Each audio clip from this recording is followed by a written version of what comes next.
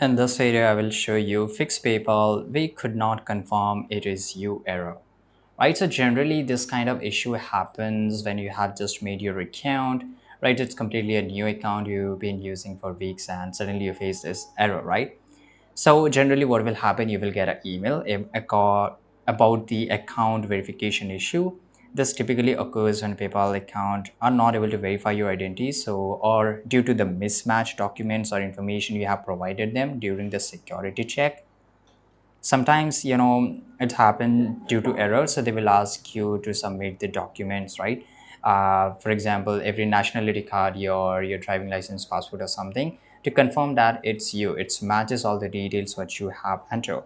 Right, now try logging it from the different device or browser. This can help determine if the issue is specific to your current setup.